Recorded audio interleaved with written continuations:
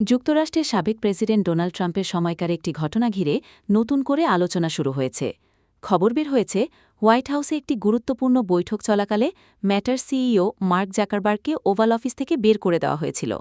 বিষয়টি নিয়ে মিডিয়া এবং ব্যবসায়ী মহলে ব্যাপক প্রতিক্রিয়া তৈরি হয়। দ্য নিউ ইয়র্ক পোস্টের এক প্রতিবেদনে বলা হয়, হোয়াইট হাউসে ট্রাম্প এবং সামরিক নেতারা ভবিষ্যতের F-47 স্টিল ফাইটার জেট নিয়ে আলোচনা করছিলেন। তখন জাকারবার্গ হঠাৎ ওভাল অফিসে প্রবেশ করেন। নিরাপত্তা ছাড়পত্র না থাকায় তাকে বাইরে অপেক্ষা করতে বলা হয় বলে দাবি করা হয় প্রতিবেদনে। তবে হোয়াইট হাউসের এক ঊর্ধ্বতন কর্মকর্তা বিষয়টি অস্বীকার করেন। তিনি বলেন, জাকারবার্গকে কেউ বের করে দেয়নি, তিনি শুধু প্রেসিডেন্টকে শুভেচ্ছা জানাতে এসেছিলেন। এরপর যখন পাইলটদের সঙ্গে বৈঠক শুরু হয় তখন নিজেই চলে যান। এই ঘটনাটি প্রথমবার নয়। আগেও ট্রাম্প প্রশাসনের সময় বিভিন্ন ব্যবসায়ী ব্যক্তিত্বদের নিয়ে বিতর্ক তৈরি হয়েছিল। তবে এবারের বিষয়টি সামাজিক মাধ্যমে নতুন করে আলোচনার জন্ম দিয়েছে। এ বিষয়ে ম্যাটার পক্ষ থেকে কোনো মন্তব্য করা হয়নি।